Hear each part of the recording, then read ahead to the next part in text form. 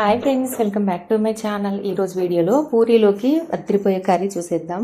10 నిమిషాల్లో తయారు చేసుకోవచ్చు. ముందుగా స్టవ్ పైన బాండీ పెట్టుకొని ఒక పావున్నర వరకు లేదా 2 పావుల వరకు ఆయిల్ వేసుకోవాలి.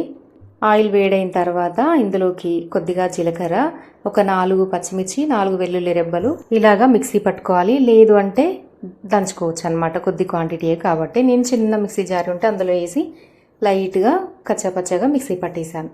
ఆ తర్వాత తాలింపులో వేసుకొని ఒకసారి అంతా కూడా బాగా కలుపుకోవాలి. కొద్దిగా పచ్చివాసన పోయిన తర్వాత ఇందులోకి కొంచెం కొత్తిమీర, కొంచెం కరివేపాకు వేసి ఒకసారి కలుపుకొని ఇందులోకి సన్నగా కట్ చేసి పెట్టుకున్న ఉల్లిపాయ ముక్కలు వేసుకోండి. తర్వాత మనం ఆలు కూడా వేసుకోవాల్సి ఉంటుంది. ఆలు తక్కువ క్వాంటిటీలో తీసుకోండి. 2 ఉల్లిపాయ అయితే ఆలు ఒకటి తీసుకోవచ్చు. లేదు అంటే మొత్తం ఉల్లిపాయతో కూడా చేసుకోవచ్చు. లేదు అంటే ఆలుతో కూడా మొత్తం ఈ కర్రీ అనేది ప్రిపేర్ చేసుకోవచ్చు అనమాట.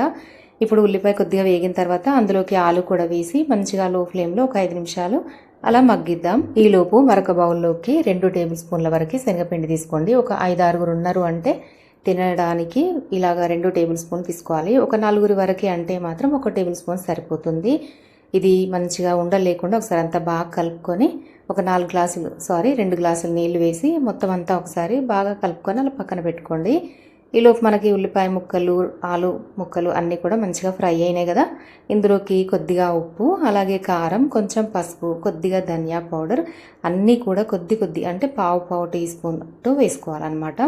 మరీ స్పైసీగా ఉండొద్ది కర్రీ, లైట్ సాఫ్ట్గా టేస్టీగా ఉండాలన్నమాట. సో అందుకని కొంచెం మసాలాలు యాడ్ చేసుకొని ఒకసారి అంతా బాగా కలుపుకోవాలి. ఆ తర్వాత ఇందులోకి 2 గ్లాసులు నీళ్ళు వేసుకొని మంచిగా ఇలాగ మరిగించుకోవాలన్నమాట. నీళ్ళు అనేది ఇలా మరగాలి. ఇలా మరిగిన తర్వాత ముందుగా కలిపి పెట్టుకున్న శనగపిండి మిశ్రమాన్ని అంతా కూడా ఇందులోకి వేసేసుకోవాలి.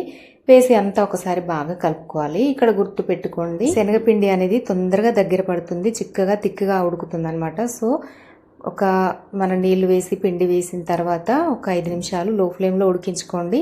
థిక్ కన్సిస్టెన్సీ వచ్చిందంటే ఇంకొక గ్లాస్ వాటర్ యాడ్ చేసుకొని మరొక 5 నిమిషాలు ఉడికించుకుంటే సరిపోతుంది. కన్సిస్టెన్సీ అనేది వీడియోలో చూపిస్తున్న విధంగా ఉండాలి. టేస్టీ పూరీ కర్రీ రెడీ అయింది.